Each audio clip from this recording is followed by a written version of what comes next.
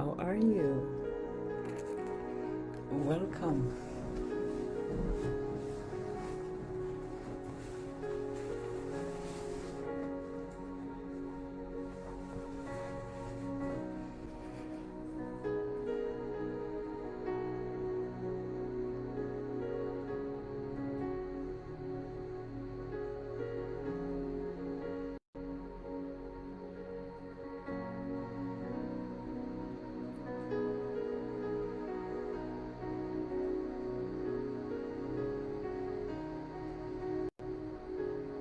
Welcome. Hallelujah.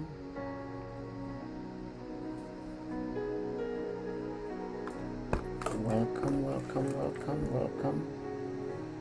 May the Lord bless you. I invite you to share. Go ahead and share this message.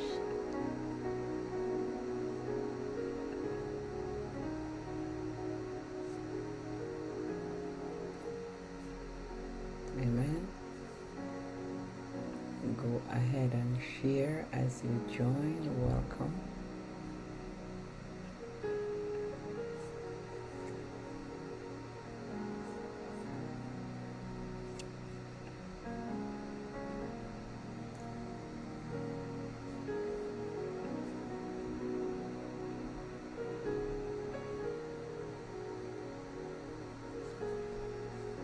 Go ahead and share. May the Lord bless you. Share it with 5 people that you care about tonight. Hallelujah. Jesus.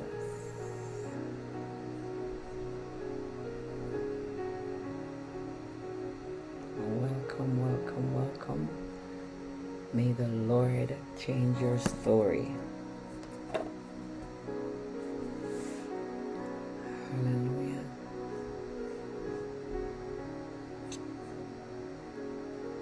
Good night, good evening, Long Island, Connecticut, Windsor, Connecticut, Florida, Virginia. Welcome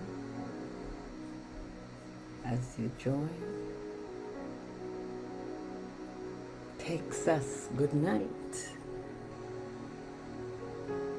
Clifton, Hutchinson, welcome. Hallelujah. Yes.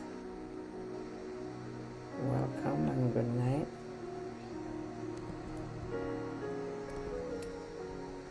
May the Lord do something for you here tonight. Canada, I invite you to share.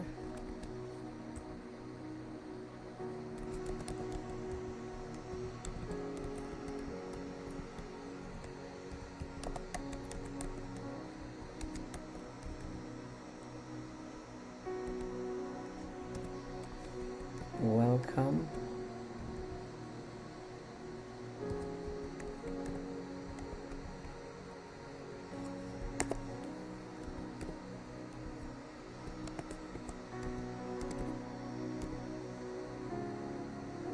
Welcome, welcome, welcome. It is well. It is well. Hallelujah. It is well. May the Lord move in your direction tonight in the name of Jesus Christ of Nazareth.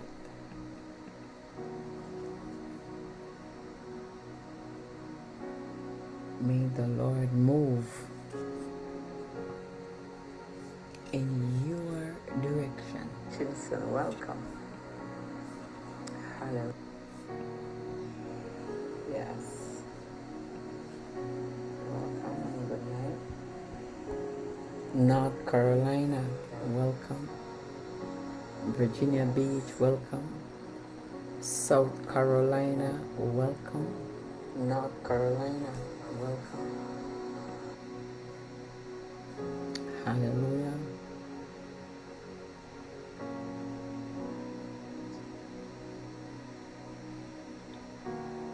Jesus.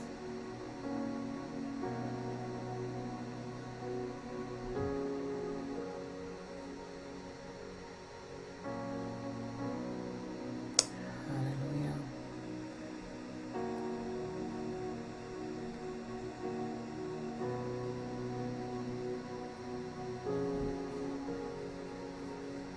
Welcome. Trinidad. Welcome. Welcome, Trinidad.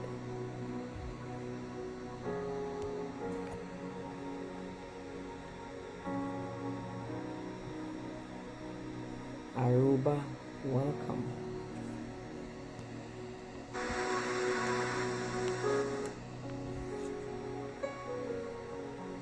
Jesus. Coral Springs, Florida, welcome. Canada, welcome.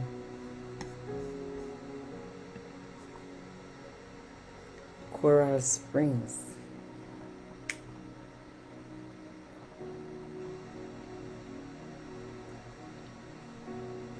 Hallelujah. I invite you to share tonight. I didn't come to preach. Grenada. Sister Angela, welcome. Grenada. Welcome. Let us pray. Let us pray, people of God.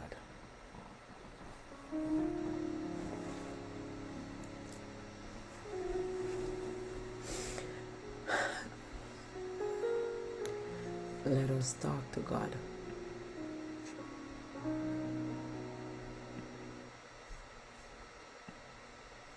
Jesus.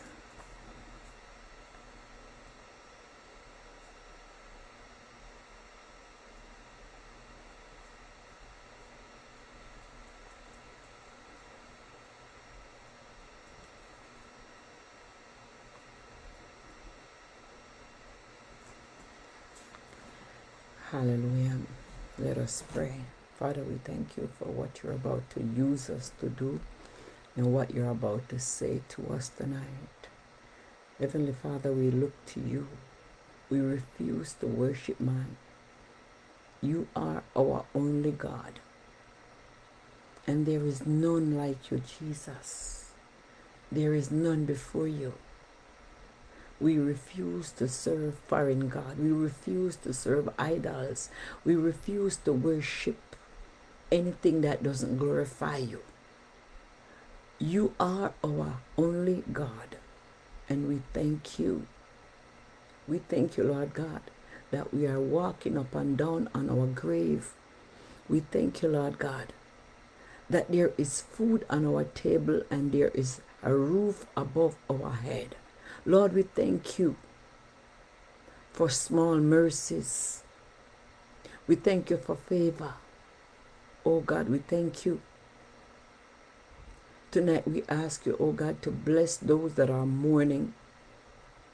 Bless those that are in pain. Heal the sick.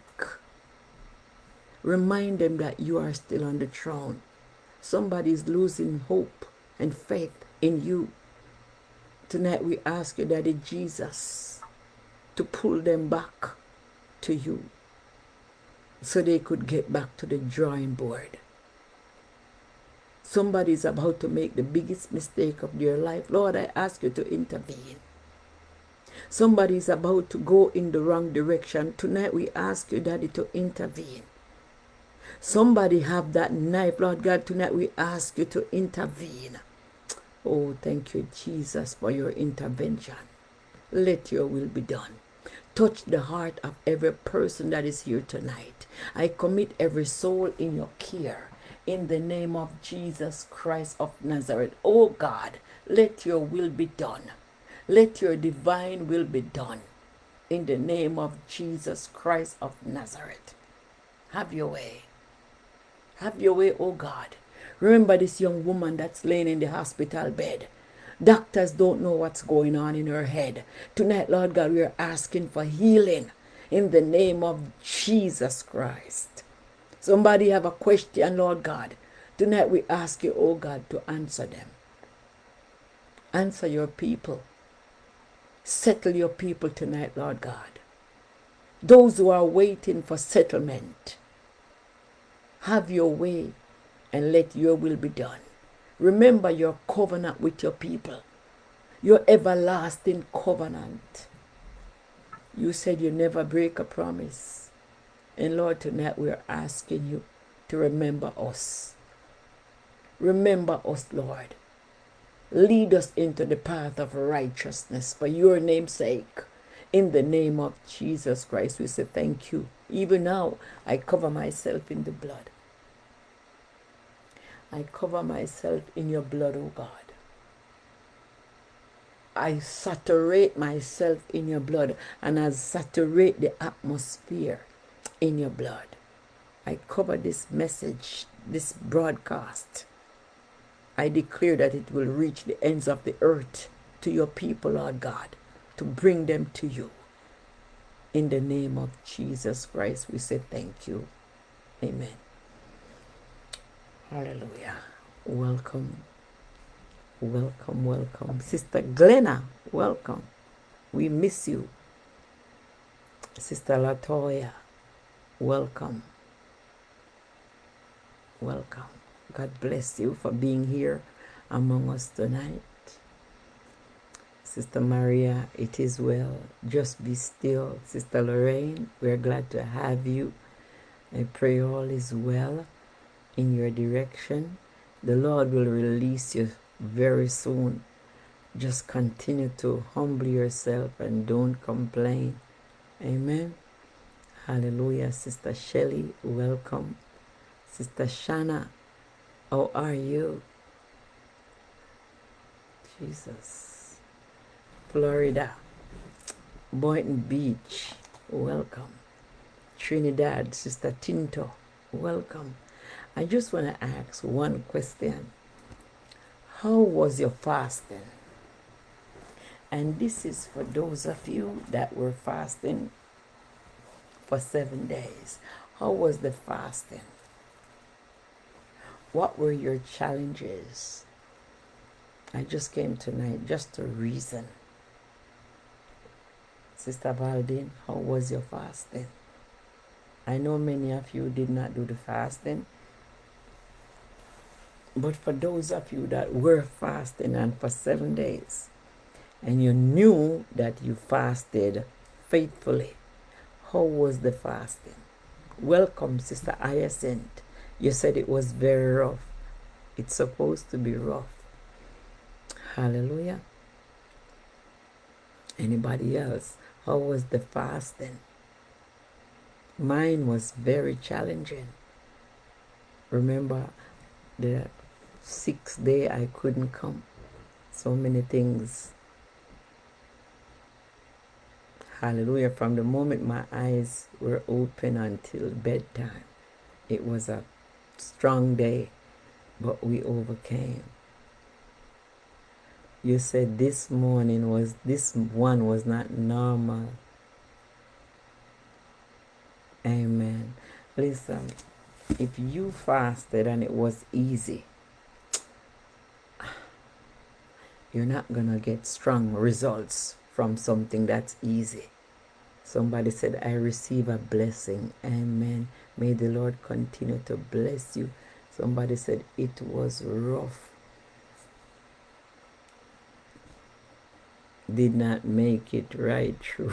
I know, fasting is rough one so far. Fasting is setting aside the things that you love. Fasting is putting away the nice things that you enjoy. I was at work cooking. Oh, I started and God started answering prayers from day one. People were exposed. Amen. You see, I ask about the fasting because I know a lot of people called me. They had testimonies. Some people don't want to talk about it, and some choose, to lightly say a few words about it. But we thank God for fasting. You said it was rough, tempted. I end up doing 3 days dry fast Thursday when you never came to Saturday mid. Amen. This is what I'm talking about. It was a struggle. I got sick in the last 2 days. Someone died. You see, this is what happened. When you are serious about God's business, He will be serious about your business. If you have your Bible, open your Bible and turn to Proverbs chapter 3. I'm going to share something with you. Proverbs chapter 3. I'm going to read 2 verses. Amen.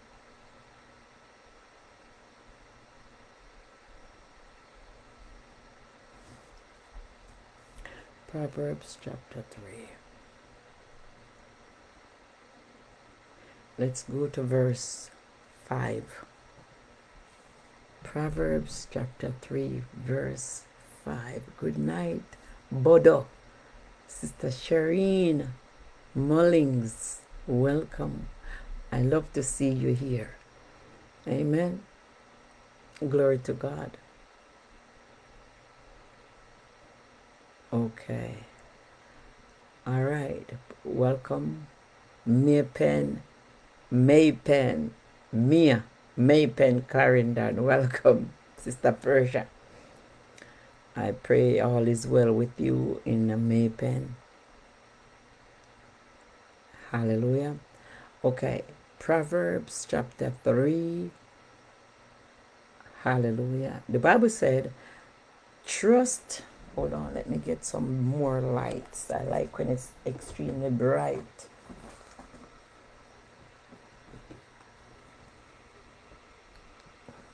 Yes, that's better. The Bible said, trust in the Lord with all thine heart, and lean not to thine own understanding. I'm going to stop right there.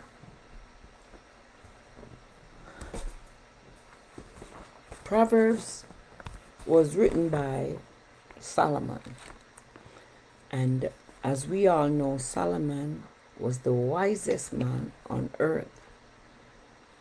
The one that God gave wisdom enough that He has never given to any other man.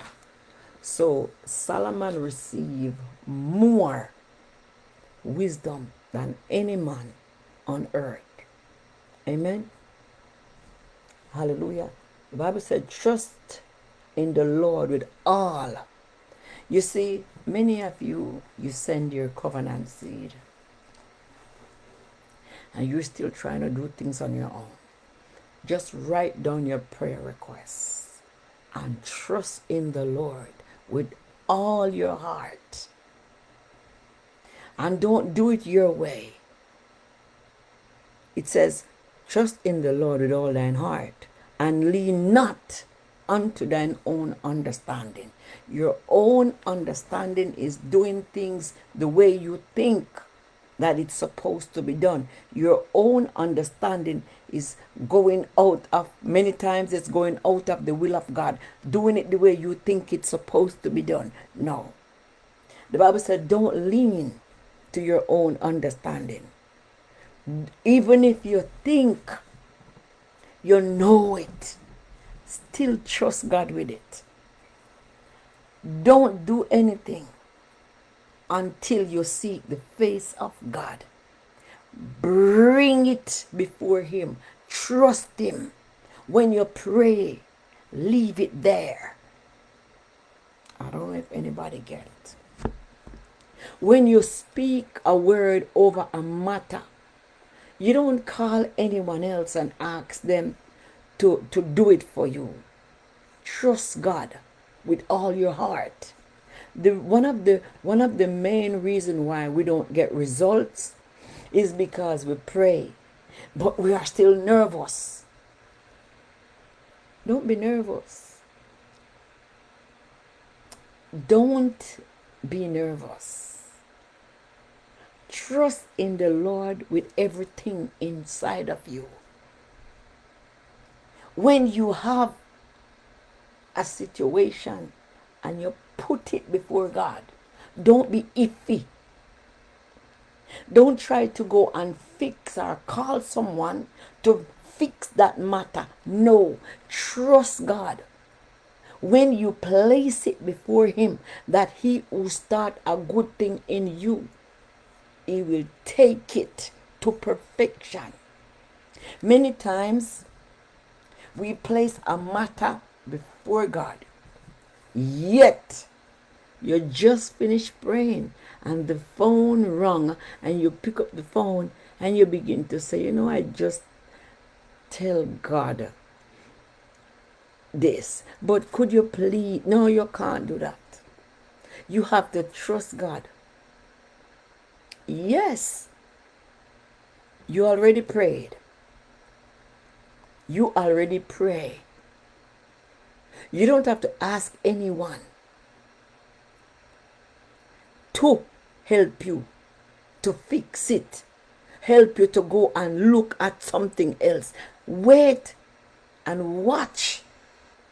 You already ask. You trust God, so you ask Him for help. So you don't have to call anyone to help you when you already call God for help. Let's go down. He said, lean not. Lean meaning that this is your way. When you lean, you move into a different direction from where you were standing. When you lean on someone, it means that you are expecting them to balance you. Sometimes we know Pastor fasting.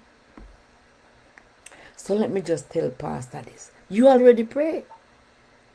You believe in your prayers. Have faith in God.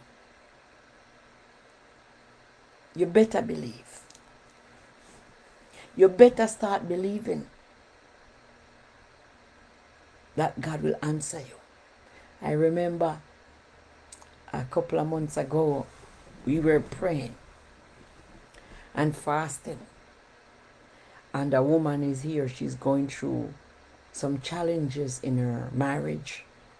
Divorce and everything is happening. And she said, Rev, I don't have a sword. And while you were swinging the sword and chopping, I took up my machete and I started to chop. You see, you believe in God because you're chopping. It's spiritual. And I'm here to say this. She said, Rev, that same week, the woman that was in my marriage died.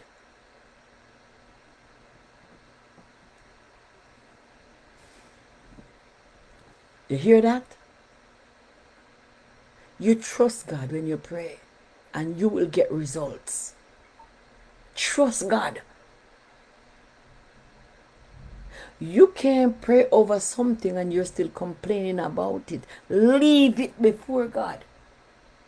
You came to the platform, we came in agreement, and we pray over something. Why are you worried about it? If you know the Lord is keeping you, why are you worried?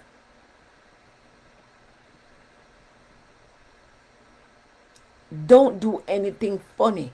No funky business when you pray. Number one, you trust Him and you pray. Number two, don't do anything. He said, lean not unto your own understanding. Your own understanding can get you in trouble, because the Bible is saying there is no backup when you begin to do your own thing. You already pray. You ask God to do it for you. You're waiting for answers. So why are you asking people to move it when you already asked God to move it? Somebody say, I have testimony. Amen. Glory to God. I'm here to let you know, to people of God, if you just focus on what the Bible said for you to do, you will never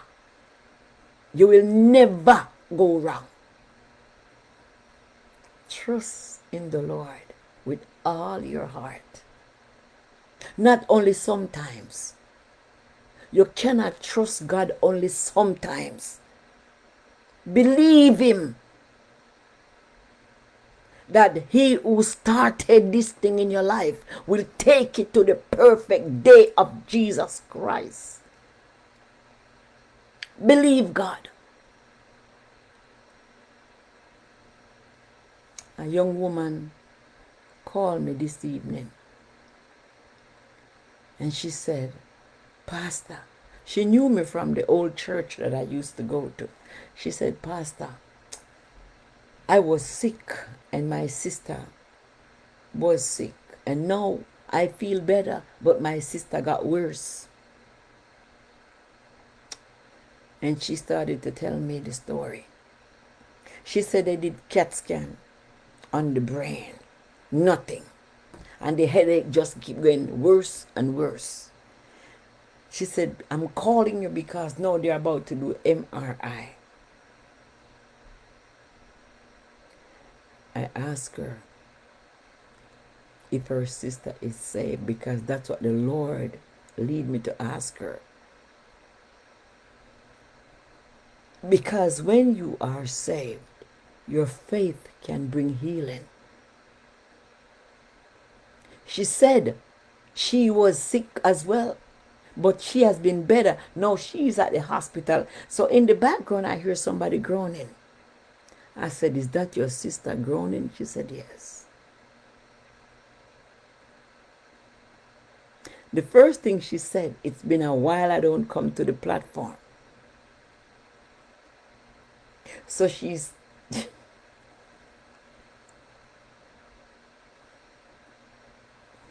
And the Lord led me to start praying.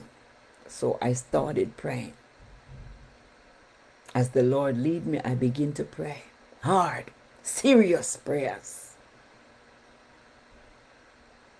And ask God to allow the MRI that they are about to perform to be clear.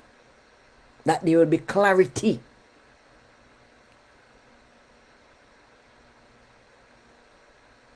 MRI was performed. Nothing. Nothing. The MRI came back. There's nothing on it. There's nothing wrong with the brain. It's spiritual. The Lord said, you were sick too, and He healed you. It's faith. Without faith, it is impossible to please God. She remembered me. So I prayed. That's all you can do, pray. It doesn't matter who is praying for you. If you don't think that you will be healed, you will never be healed. It doesn't matter who is standing with you in prayer. It's what you believe. There's nothing wrong, medically wrong. You have to believe. Trust Him with all your heart. And lean not to your own understanding. If you believe that you will be healed, you will receive your healing. It doesn't matter what's coming at you. If you believe, it doesn't matter how long it takes, you will be healed. Tonight I pray for every soul that is here. Whatever you're going through, you will have clarity. The Lord will reveal Himself in the situation.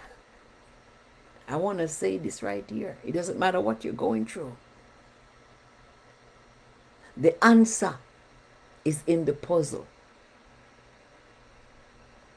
Every hard time that you're facing, the answer is also right there. Let us look at verse 6. It says, in all thy ways acknowledge him, and he shall direct thy paths. So it doesn't matter what you're doing. Acknowledge God. Acknowledge him. Acknowledge him. In the book of Deuteronomy, he said, observe my commandment and do them. So when you begin to acknowledge, you won't be able to think about doing it your own way.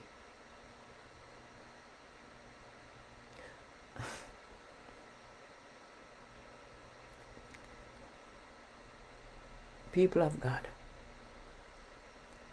this is so basic, this is so easy, and this is why many people receive their breakthrough. They don't have to pray for long because they believe. They trust God and they believe. That's all it is. If you are doubtful, it's going to be difficult for you to overcome some circumstances. There is no action when you doubt God. Other people will pass you by and you will wonder what happened if somebody put witchcraft on you. You will wonder what happened if somebody is doing something to hurt you. It is you that's holding you back.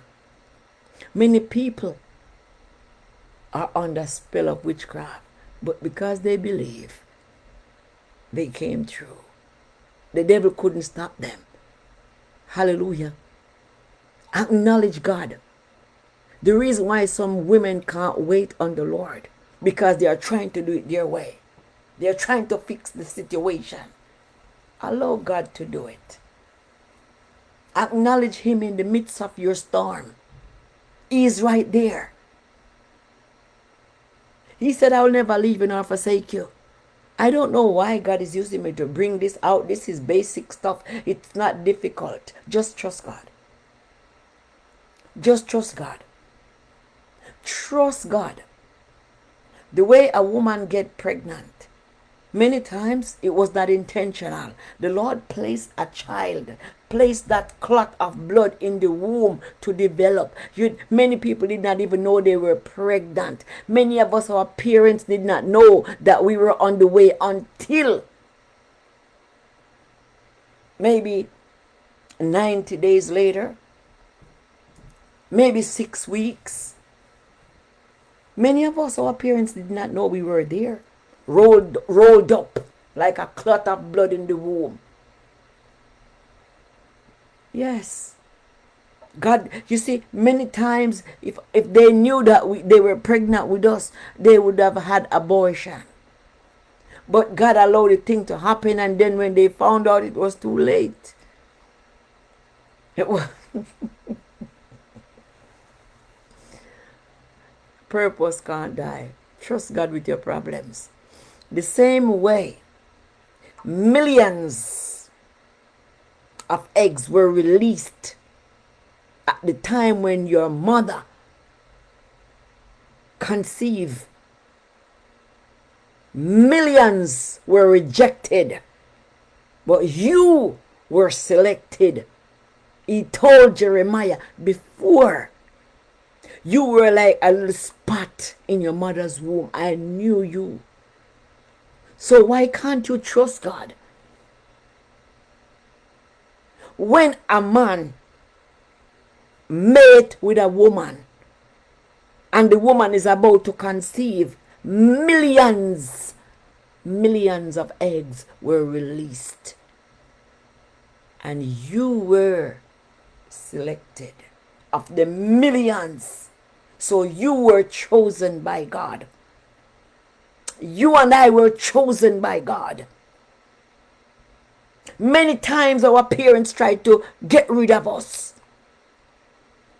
If they knew that they were, you are here on purpose. You are not a mistake. God is not done with you yet. You might be wondering, what's this? I want to get away from all of this. No, God wants you to face it because he's there with you. There's a testimony in the thing that you're trying to do on your own. Wait on the Lord. Wait. Wait.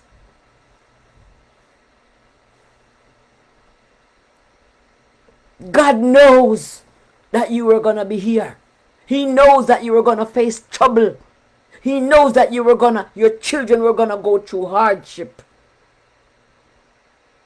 No one could kill you when you were in your mother's womb. What make you think they are going to kill you now? If when you were innocent and helpless in your mother's womb, and not even your mama couldn't kill you. No demon and hey, you're unstoppable. Look at this revelation. Sister Fabian, just look at this revelation here. If when you were in your mother's womb, your mother couldn't kill you, millions of other babies slipped through the crack, but you were selected to be born. So if you're going through a little bit of rough edges, just chill and watch God. There is a plan. Testimony will come out of that. Above all the other millions of babies that passed by, you were the one that was selected. You're not here by chance. You're here on purpose. There is a mission. There are things written with your name on it. A lot of things you have not yet to see. So God is not done with you yet. Your assignment is waiting. Jesus. Sister Marcia, your assignment is waiting. Many times you want to give up because you think that you're getting up in age and nothing is happening. Wait on the Lord. When Jesus Christ was a baby, God told Joseph to go to Egypt, to Africa, to hide until the adversary died. So many times what God is doing is hiding you until some people are dead. He's not telling you to pray for them to die. He will take care of them. God is hiding you. And when He said it's time, then you will see. And a moment in His presence will be like 1,000 years. Continue to wait on the Lord. The reason why many of you have not seen the light yet is because God is working on the adversary, the people who are trying to kill you secretly. This is why you are not at the place that you're supposed to be. Sister Sophia, thank God that you're in the United States of America. If you were still in Jamaica, you would have been a dead bird.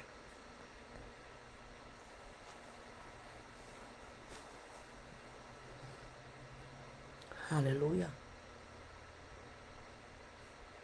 It's true. The Bible said, trust in the Lord with all thine heart, and lean not unto thine own understanding. Many of us, we lean to our own understanding so much, nothing is working for us. So we get tired and begin to trust God. We have been forced to trust Him. We have been forced to trust God because we tried to do it our way for years and it didn't work out. So now we have to drop it and throw our hands in the air and said, God, you do it. I'm done. Yo, you're saying you know. I know. The Lord is saying, if all these years you are living in America, thank God He's hiding you. Because if you were in Jamaica, you would be 6 foot under. You wouldn't be at this age alive. You would have been 6 foot under. And it wouldn't be a stranger that would destroy you. Your own people would finish you a long time ago. A long time ago, your own people would have finished you. So thank God for where you are. Thank God for His saving grace. Thank God for keeping you. Many of us are complaining about small stuff. And you don't know How many nights the enemy came up against you like a flood to finish you, but the Spirit of God raised up a standard to save you. Give God praise and give Him glory. He has been good unto you. Stop trying to do things your own way. Don't let the devil tell you that you're not worthy. Don't let the devil tell you that you are fighting a losing battle. It's not true. He's a liar. He's the father of lies. Yes, you try some things and it didn't work out. It's time to wait on the Lord. Don't lean to your own understanding. When you lean, you're out of place. You're not in alignment. The word lean here, and lean not unto your own understanding. When you lean to the things that you think is right, you will lose out, because once you lean, you're losing your rightful position. Balance yourself. Trust God. Acknowledge Him in all thy ways. Tell somebody, I'm going to wait on the Lord. I'm going to stop trying to do it my way. I've been trying to do it my way all these years and it did not work out. So now I'm going to trust God. I'm going to wait on the Lord. Wait. Do you know how many times the Bible reminds us to wait? Oh, Jesus. Let us look at Matthew chapter 7. Look at Matthew chapter 7. Hallelujah. God wants us to wait on Him and stop trying to fix what we can't fix. Trying to do it our way. Nah. Many of you, I just want to ask you this question. Aren't you tired? I came out here tonight just to reason, not to preach, to ask this question. Aren't you tired of trying to do it your own way? When you try to do things your own way, you are going in front of God. You are telling God that you don't need Him. When you try to go ahead and muscle, use your strong muscle. This is why God killed Uzzah when they were carrying the ark of the covenant. God killed him purposely because he was the big and the strongest man in the group. And God had a way of shifting things out of place to shift things in place. So the Ark of the Covenant was on a wheel, on a cart. And the wheel, God shifted the wheel or the axle, something. And the man, because he was so strong, he stretched forth his hand to fix it. And the anger of the Lord kindled and he killed him. And that day, David became afraid. During that time, David was the boss. He became king. So David was afraid. He feared God. David, according to the Bible, was a man of God's own heart. But that was the only time that David became afraid. He was afraid of his father-in-law, the king. And he never said a word. He had to keep running and hiding. But the day God killed Uzzah, the Bible said David became afraid. So now you see why when the ark found rest, David danced. Why? Because something happened in his presence. And the fear, he feared God. He has never seen anything like that before. So he knew that was the presence of God was right there. And when the man stretched out his hand to fix the wheel of the thing, he was even supposed to, they were doing it wrong. They were using their own wisdom. God wanted them to carry it on their shoulders, and they were bringing it on a cart. So you see, when you're doing things your way, people will die. Lean not to your own understanding. It can cause other people to die. Jesus. Anybody remember how Jonah was on the boat and causing these fishermen to lose all their cargo because he was disobedient. He was trying to do things his way. He was running away from the face of God. When you try to run away from the face of God, people will lose money because of you. People will lose material things. People will get into trouble with God.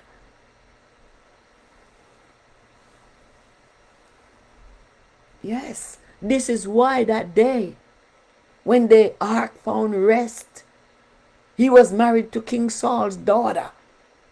And the man began to dance. Why? Because he was worshiping God through dancing. He was a dancer. He was a musician. Jesus. Sometimes, we go to church and we see some people dancing. They're worshiping God. That's their way of worshiping God. So you can't judge when people are dancing. They're in the spirit. That's their way of worshiping. And many times you go to churches that have praise and worship dancers. I don't know if anyone here has ever been a part of a praise and worship dance. It's very spiritual. I remember many years ago when I just got baptized, I was a part of the single women's group, and we decided to dance at a program in church. Me with my old self. We went to some place and bought some used clothes to dress like military people, and all of us, we were out there dancing. And believe me, when the music hit me, hey, the Spirit of the Lord came upon me. I couldn't contain myself. I was just dancing in the Spirit. I came to tell somebody this. Trust God. Trust God. With all your heart. Acknowledge Him in all your ways, and He shall direct your path. Matthew chapter 7. Let's look at verse 6. Hallelujah. Verse 6 says, "Give not that which is holy unto dogs."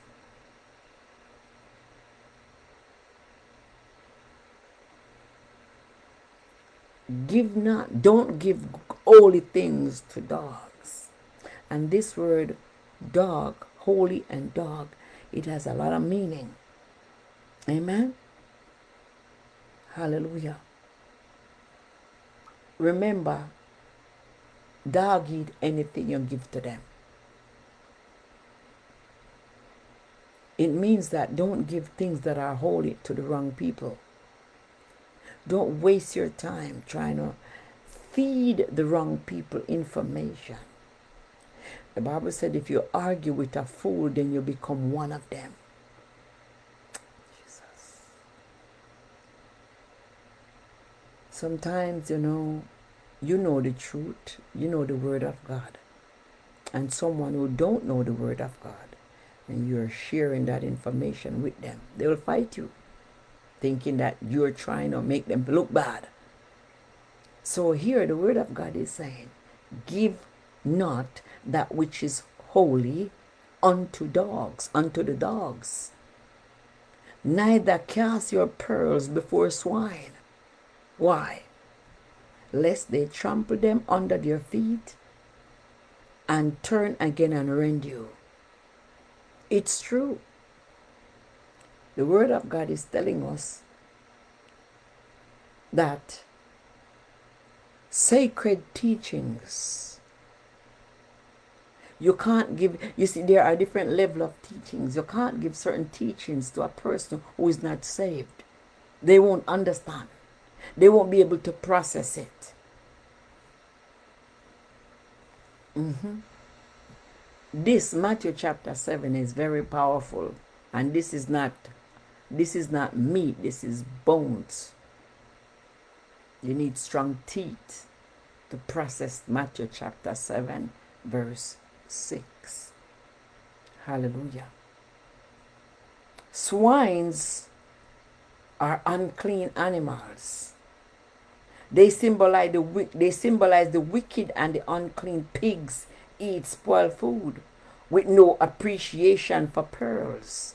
So your pearl is the word of God. You cannot give your best to people who don't appreciate nothing. This is why some people, they do their Bible study on Zoom. They don't want the whole nation to hear it. Their Bible study is done on Zoom, privately, if you get what I mean. Because they refuse to share their pearl with swine. The Bible is speaking to us. The pearl symbolized Jesus' teaching given by his disciple. So the Bible is telling us, don't give that thing that is holy to dog. Don't give your pearl to swine. A pig is ungrateful, and they will bite you as well. You give them what you have that is good. It's just like there are some people that we know. You empty yourself praying for them and their family, and it's not enough. They'll still say, who? That pastor? Nope. Yeah. Some pastor won't pray for you unless you go to their church, where they can have a conversation with you, and conversation that doesn't even have anything to do with your deliverance. Amen. They try to control you because they pray for you. Hallelujah. But we have to remember, in the book of Acts, there was a man called Simon. He practiced sorcery on God's people,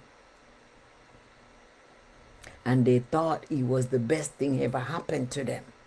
But when they met Philip, Philip went down there with the Holy Spirit. Demons begin to squeal. Yes. And Philip baptized them. They accepted Jesus Christ. They found the right doctrine. Then Peter and John heard about it and went down there with the Holy Spirit and lay hands on them, and they begin to speak in tongues. So you see, Philip had the gift of miracles. Peter had a different gift. Every minister of the gospel carry a different weight.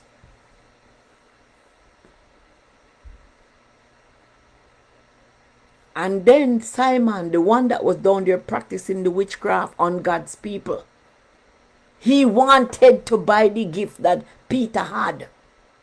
He followed closely to see what they were doing, because he lost customers. Some people act like they want to control God's people. When the people found that what they were experiencing was not the real thing, they begin to experience the Holy Spirit. They gave their life to the Lord. So now Simon, that was controlling God's people, he wanted to gain his control back. So he said to Peter, sell me that gift.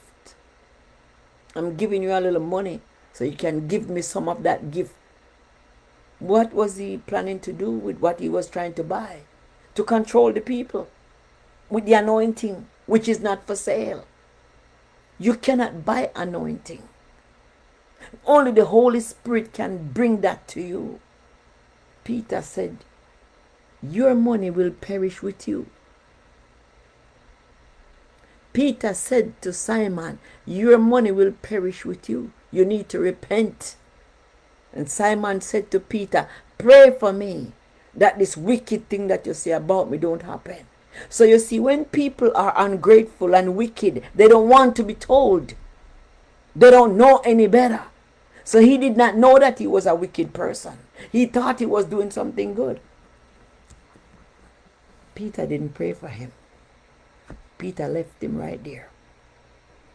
You see, some people don't need prayers. They need advice. So Peter gave him an advice. Peter said, repent, or your money is going to perish with you.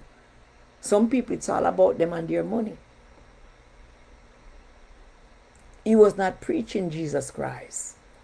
He was practicing witchcraft on the people, sorcering. It's as clear as day.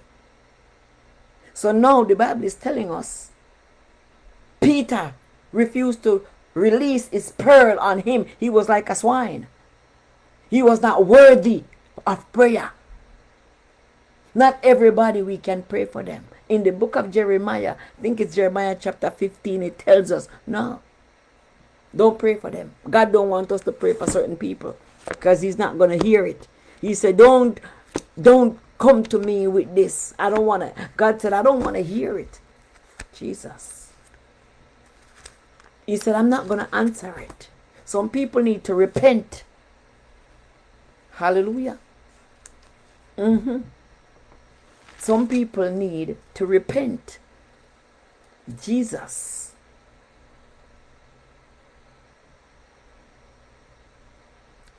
The Lord told Jeremiah, he said, don't pray for these people.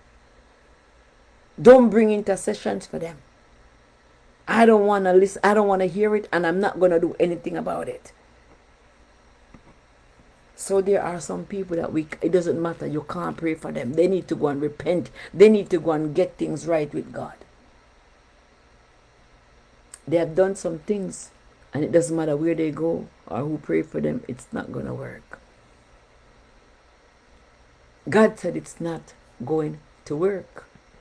Jesus. God said it's not going to work. So you don't have to come talk about. He said, don't. Hallelujah. Don't pray for them. Ay, Jesus. Habaroko saya.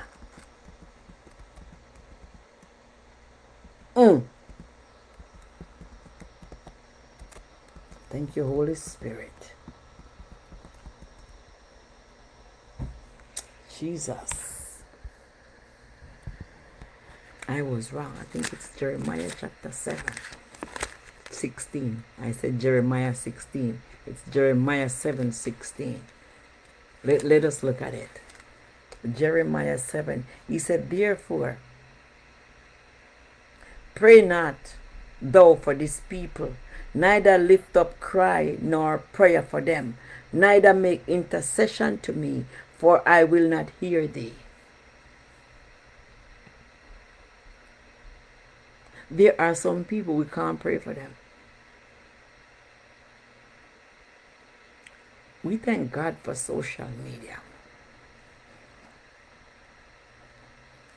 We thank God for social media. But there are some people that we can't pray for them. It doesn't matter who they are. God is saying, don't cast your pearl at swine. Don't feed that which is holy to dogs. And don't cast your pearls at swine.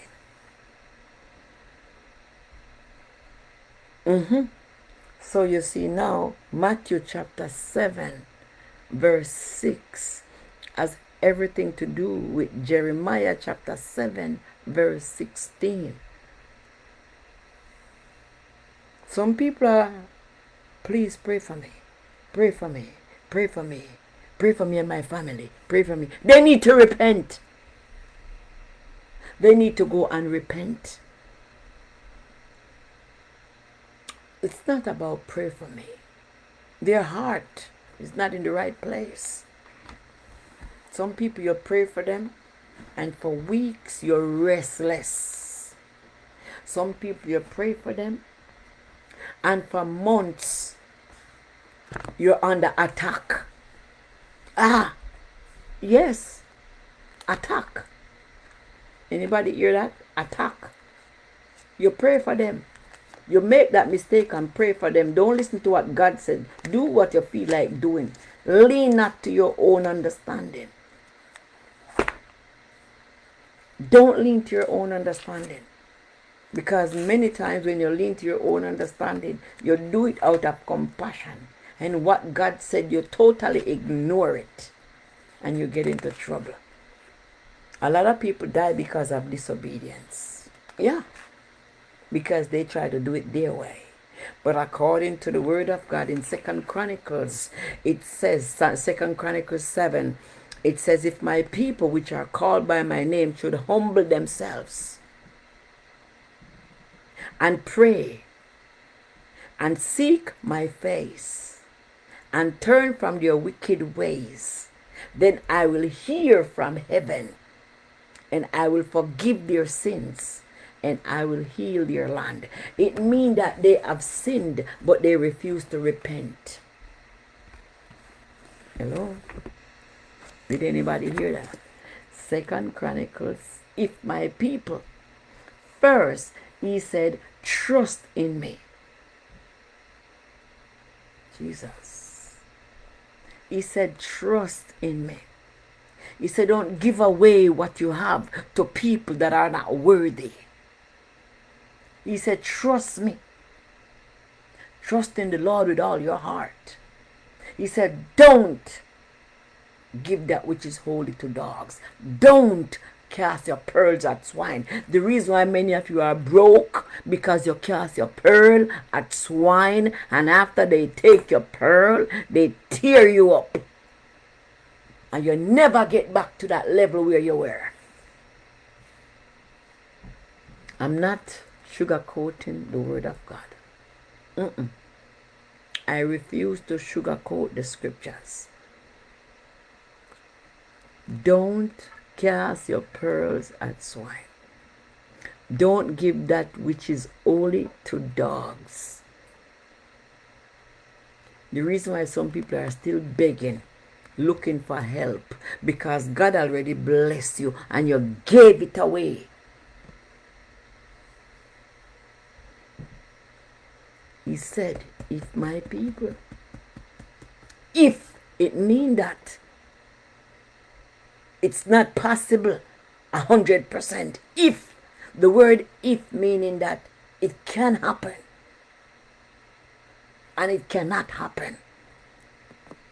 It's on the fence. The word if is a doubtful word. And God likes to use the word if because he knows that some of us, where our heart is, we say different things. It's true. It's true. If my people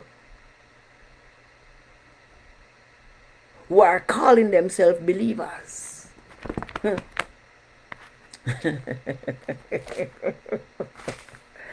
if my people who are calling themselves child of God, if my people, yeah, 2 Chronicles chapter 7, it says, if my people which are called by my name will humble themselves. So number one, the people that are living in sin, they are not humble.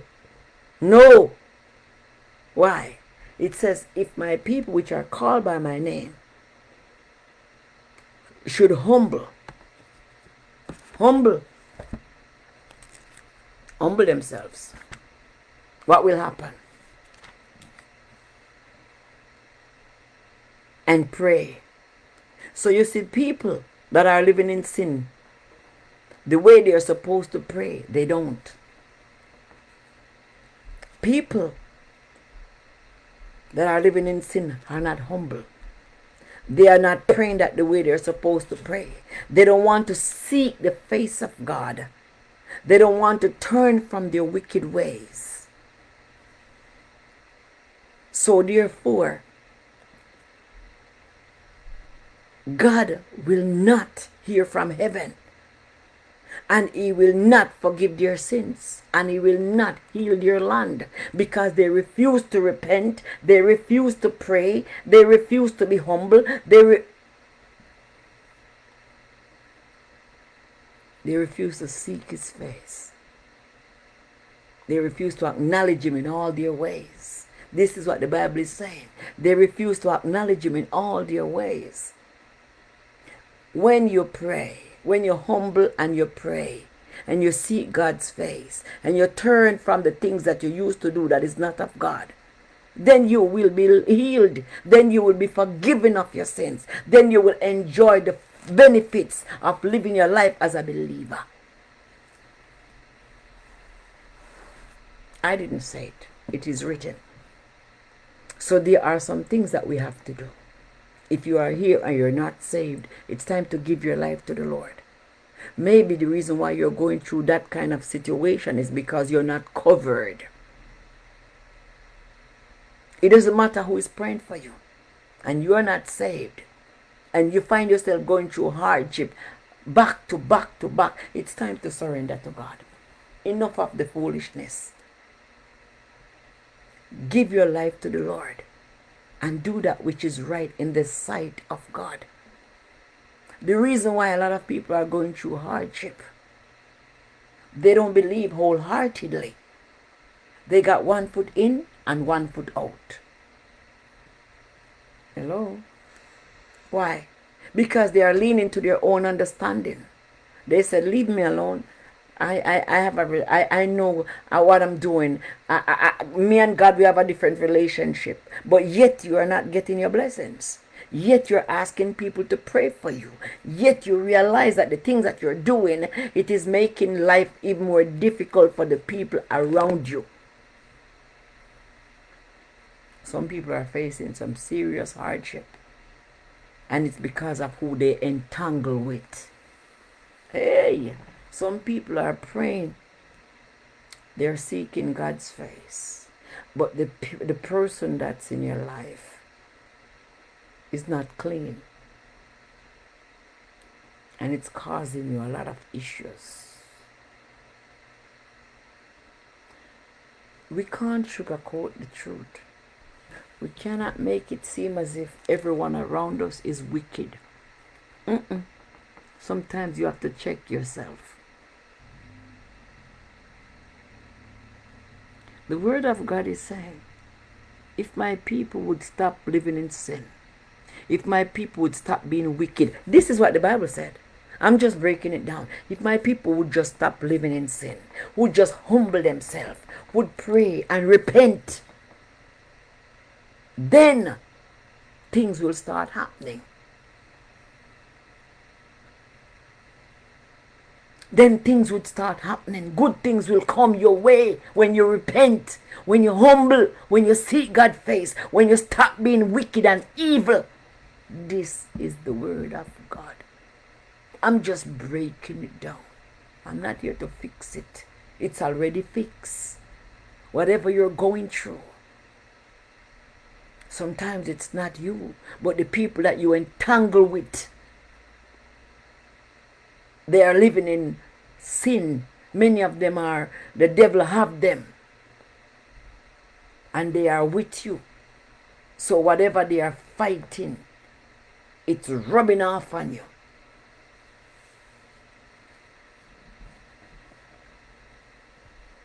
Somebody said this is a confirmation. This is what God is saying. Listen, to live your life to please God, it's not hard. This is what God wants from us. If my people which are called by my name, Jesus, hallelujah. It is a promise. And this is, God is very specific here. He said, if you stop messing up, if you stop fooling around, if you be humble, if you walk out of sin, shame and disgrace, then I will hear from heaven. I will forgive your sin and I will heal your land. So these three things that God is saying that he would do, that means God is not hearing, heaven is not speaking on your behalf. Your sins are not forgiven. And the land that you are living on is cursed. These are the three things he said. I will hear from heaven. I will forgive your sins. And I will heal your land. Let's reason this one out, people of God. Let's reason. 3 things God wants to do. But because of we are so extra, we are so hyper, we don't believe in asking for forgiveness. We don't want to pray. We're asking people to pray for us. We are not humble.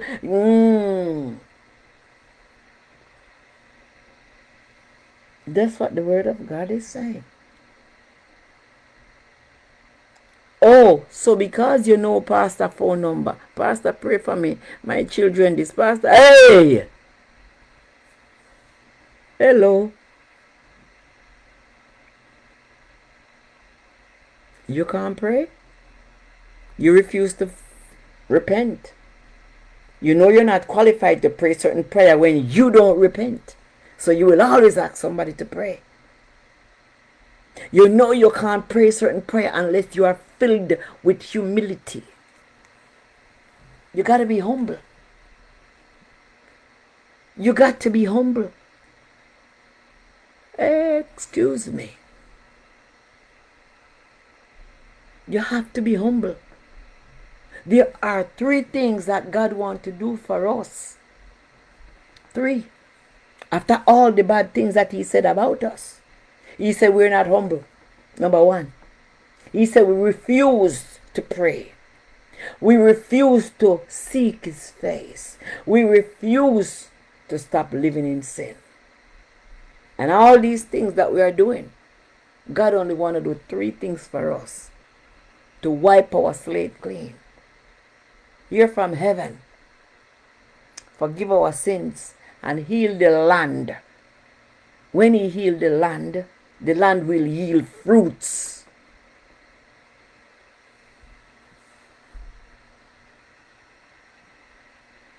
We have to come down low and humble ourselves. Anybody remember when Jesus already laid out everything and told his disciples that he was going to leave, but he will come back? And what did the disciples do?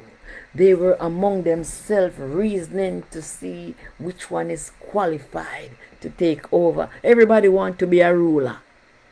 And what did Jesus do? He put a little child. I don't know whose child that was, but Jesus found a little child and put in the middle and said, you see this child, how he's humble? You see him? Look at this child. You got to be humble like a child to be a leader. Leaders are not supposed to be extra and puffed up. Take that out the door.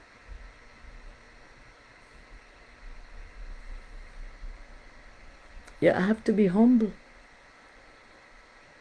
You have to humble yourself. Calm your flesh. Put your flesh under subjection. Calling upon God and you're not humble, you're in trouble. What kind of spirit do you have? What kind of spirit do you have? Calling yourself a child of God. Jesus is real. Many places that he went, they did not know it was him. He was a humble individual. I came tonight to let you know. You have to be humble.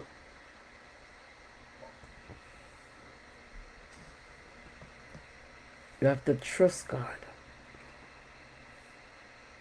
You have to stop giving away your precious pearls to swine. You have to stop giving out these nuggets, these scriptures, to dogs. You try to be a blessing to some people and you give them what's inside of you. You empty yourself. And these are the same people that will come and slaughter you. The Bible says, rend you. Trample upon you. You're the same one. You know, remember what they did to Jesus Christ. He was teaching in all these synagogues. Teaching, feeding them the word. And these are the same people that hung him on the cross.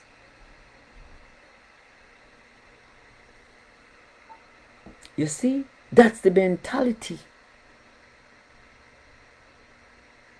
of the ones that are not humble. It's not enough. It doesn't matter how much you give them, it's not enough. As much as you tell them, it's not enough. As much as the eye can see, it's still not enough.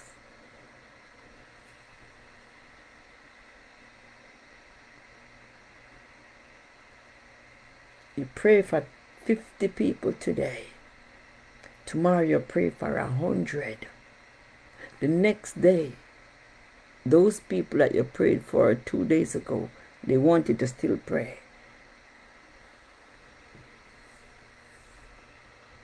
It's not enough. It's not enough. But tonight I pray for you. I pray for you that you will find yourself, somebody say, confirmation of it all. Amen. Tonight I pray that you find yourself in a position to humble yourself. Tonight I pray that you will find yourself in a position to see God's face. Tonight I pray that you will find yourself in a position to pray. Tonight I pray that you'll find yourself in a position to turn from your wicked ways, so you can receive forgiveness of your sins. You will be healed, or the land that you are living on will be healed. Tonight it's my prayer that you will purpose in your heart to repent. Tonight it is my prayer that you will begin to see God's face and stop waiting for somebody to pray for you. Tonight it is my prayer that you'll begin to be humble. Jesus said, humble like a child. There's a scripture that reminds us to humble yourself under the mighty hand of God, and He will lift you up. Tonight it is my prayer that you could purpose in your heart to allow 2 Chronicles chapter 7 verse 14 to be fulfilled in the name of Jesus Christ. Hallelujah. You see, what God is doing in this season, He is preparing you for a time to come. So you can, when this moment arrives, you will be clean. You will be ready. You will be loaded.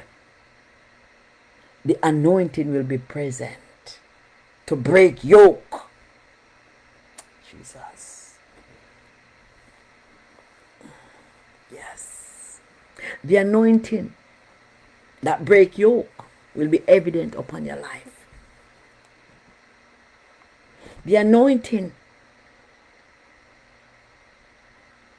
God wants to do so much for us, but He have all these stipulations. He wants us to be clean.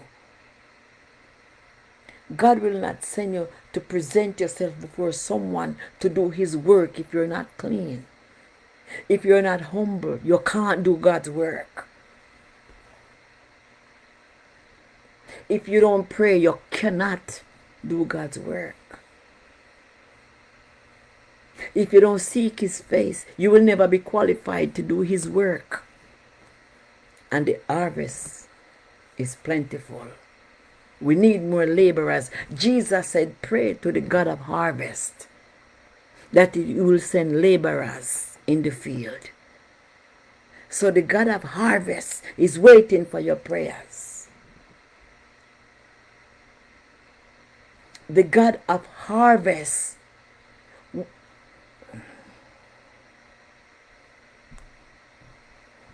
Jesus said, pray to the God of harvest to send laborers into the field. The harvest is plentiful, but the laborers are few. Many of us, we desire to do the work of God, but we are not at the place that we are supposed to be. And it's a problem because we create issues. Many of us, we were told that we're going to be doing God's work or the hand of God is upon our life to do His work. But we are not ready. We are not. We continue to backstab other people. We continue to, yes, be arrogant. We continue, yes, it's true. Some of us, we are conceited. We think it's all about us and what we look like, what we can put on, what we can change. God don't care about those things. This is why He put a child in the midst of His disciples, and that was His way of showing them. This was His way of demonstrating to them that, you see how this child relax?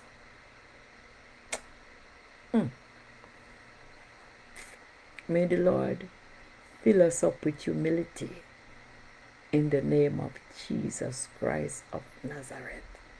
Tonight I just came out to reason with you, to point out some things that the Bible is telling us that we are supposed to do. And when we do these little things that God is expecting from us, then we will begin to see changes. He said, in all thy ways acknowledge Him, and He shall direct thy paths. So you are here tonight. If you know that this message is talking to you, it's time for you to open your heart and say, Lord, I surrender to you. I surrender all to you. Fill me up with the spirit of humility. Oh God, forgive me of my unrighteousness. Lord, fix my heart so I can turn from my wicked ways and acknowledge you. Help me, oh God, so I can turn away from sin. Oh Jesus, help me. Fix me. Create in me a clean heart and renew the right spirit within me. Wash me, O God, and turn it around for my good. In the name of Jesus Christ of Nazareth. Listen, no one wants to go to hell. None of us want to go to hell. Every one of us here tonight wants to go to heaven. And yet, the life that many of us live disqualify us. So tonight I pray that as of tonight you'll begin to walk in the light of His word. Amen. Walk in the light of His word. God is so faithful to us. Usually we would have a revival Monday.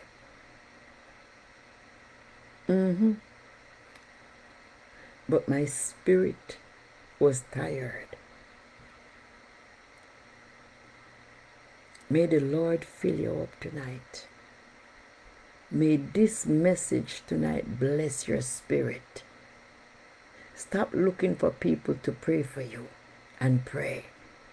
I'm not saying that you don't need prayers. Don't get me wrong. Every one of us need prayers. But there are some things that we are supposed to do. My God. The word of God said, humble ourselves. Seek His face and turn from our wicked ways. We all need prayers. But there are some things that we have to do. The Bible says we should pray. In the book of Mark and in the book of Luke, Jesus said, all men ought to pray. So, somebody said the word tonight is raw, to the point, and powerful. We need it. We need it. Now, God has been tugging on my heart for the last couple of weeks about sudden death. And each time I look at the news, Each time I look at the news,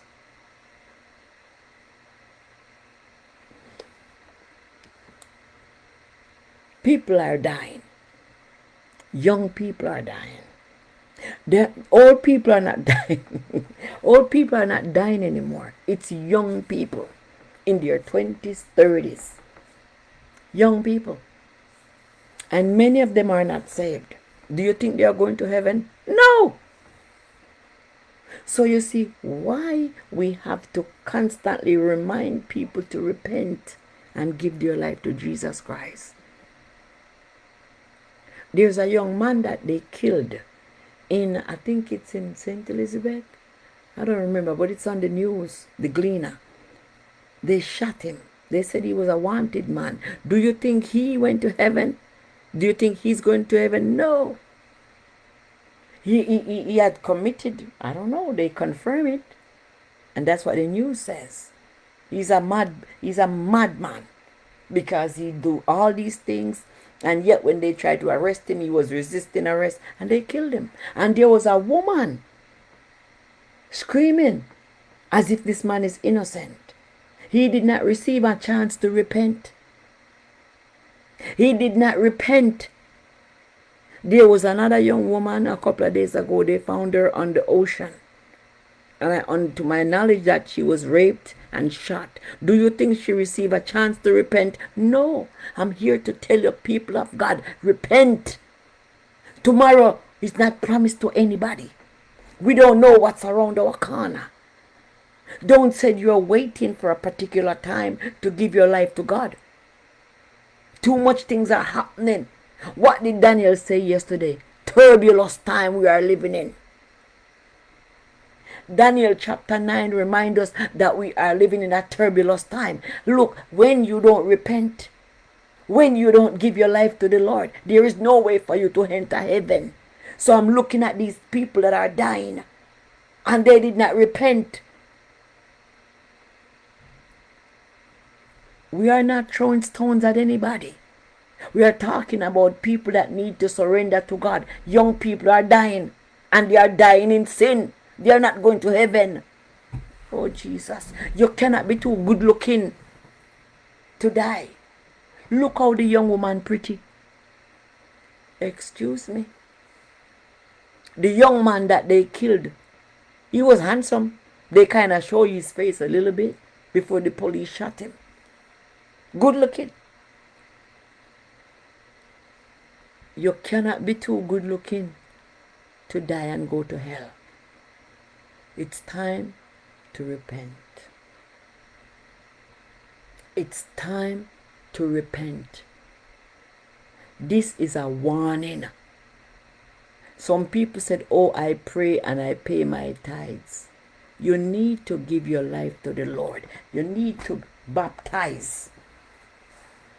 You need to be baptized. It doesn't matter if you know me or not. Surrender to God. If you die tonight and you're not saved, you're not going to heaven. It's time to repent. There is no repentance in the grave. You cannot repent when you're dead. You don't have any second chance. Once you're dead, it's done. It's over. You cannot tell God, I was going to give my life to you, but pastor live far. No. It doesn't matter how far the pastor is. God always find a way. There was a eunuch. He couldn't read the Bible. And Philip, who had the gift of miracle, the man is the Bible said he's an Ethiopian eunuch. He lived in Ethiopia. He went to Jerusalem to a function. And on his way back, they gave him a Bible. And on his way back, he was sitting in his chariot, looking over Isaiah. And God sent Philip to go to his rescue. When Philip showed up, he was sitting in the chariot. Philip asked him, what are you reading? This ignorant man said, how am I going to know unless somebody show me? So Philip began to minister to him. The man said, "So what is there to prevent me from getting baptized?" Philip had the gift of miracle. So Philip commanded the horses to stand still. There was a pool of water outside, and Philip took him out there and baptized him. And after Philip baptized the man, Philip disappeared. He had the gift of miracle. He could disappear. He could appear and disappear. So the man got baptized. That was the one who brought the scriptures to Africa. The Ethiopian eunuch. That's how the scripture went to Africa. It was because of the eunuch. He got it from the function that he went to in Jerusalem. It is in the Bible. Read about the Ethiopian eunuch. Hallelujah. Jesus.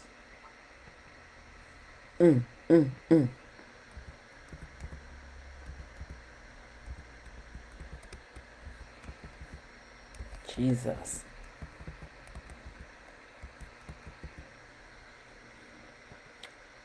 And if you're here, it's in the book of Acts chapter 8. Before I go, in the book of Acts chapter 8, that's how the word of God, the scriptures, Acts chapter 8. Acts is right after John in the New Testament. Acts chapter 8 and verse 26. Read about the Ethiopian eunuch. The angel of the Lord spoke to Philip, said, "Arise, go to the south, unto the way that goeth from Jerusalem unto Gaza, which is desert." And he arose and he went, and behold, the eunuch of a great authority, and he baptized him. Amen. Acts chapter 8, verse 26 to verse 40. It will tell you the Ethiopian eunuch. That's how the word of God went into Ethiopia, which is Africa.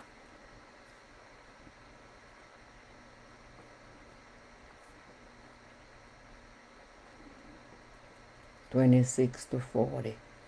The eunuch. Yeah.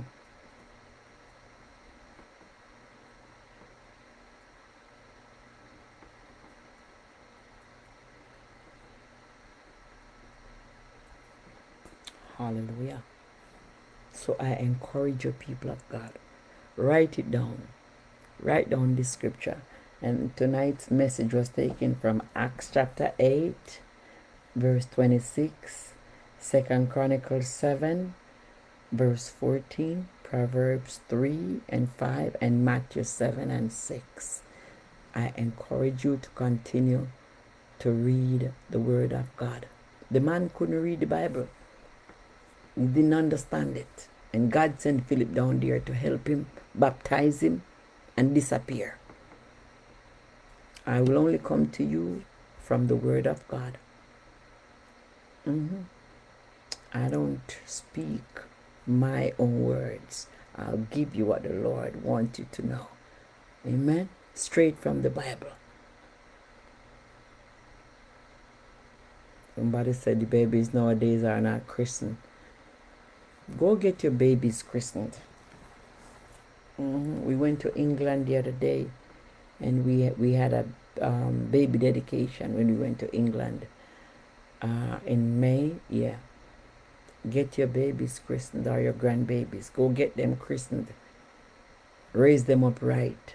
Train up a child the way they should grow, that when they get old, it won't depart from them.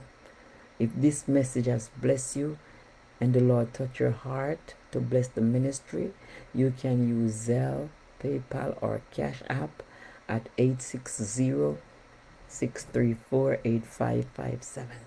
Amen. If you are not saved and you are not a member of a church and you would like to join us, or if you are a backslider and you're no longer a member of a church and you would like to join us, send us a message on WhatsApp at 860-634-8557. Hallelujah. Send us a message. And if you are a member of a church and you would like to partner with us in giving in our charity and whatever we are doing, that's the number. If the Lord touch you to bless the ministry and you are a member of a church, if you want to join us with our covenant partners, hallelujah, we're going straight on to February for the next 5 months, 4 months to go. You can join us in our covenant partners if you want to become a covenant partner at 860-634-8557. The Lord will bless you and he will keep you. The Lord will make his face to shine upon you and be gracious unto you. The Lord will lift up his countenance and give you his peace. Amen. May the grace of our Lord Jesus Christ, come on, let us share the grace. May the grace of our Lord Jesus Christ, the love of God, and the sweet fellowship of the Holy Spirit be with us now and forevermore. Amen.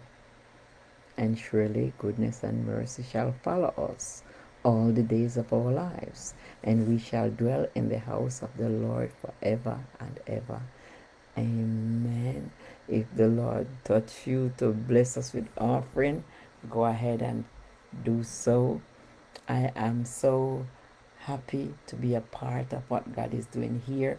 People of God, remember our Bible, our building fund.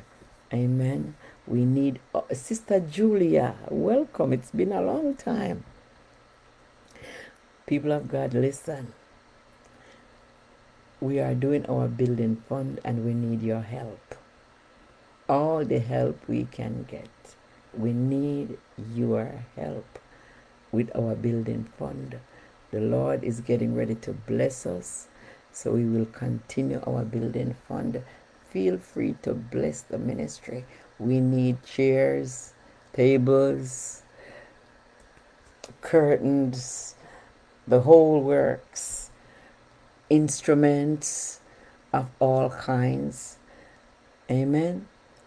We need a church. Bless us so we can go ahead and do the work of God. We need everything. We need to be in a place where we can meet and worship God, so people can come and be healed and be delivered and to be set free. What a mighty God we serve. Hallelujah. I'm so thankful. I'm so grateful. I pray that God will bless each and every one of you so your eyes can be opened and your children and your grandchildren can learn from you. Sister Olive Mason, welcome. God bless you. It is my prayer that the Lord will show you out and do you good. Once again, my time is up. I have to go. Jesus.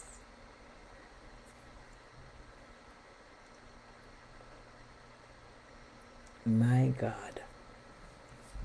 Thank you, Jesus. It is well.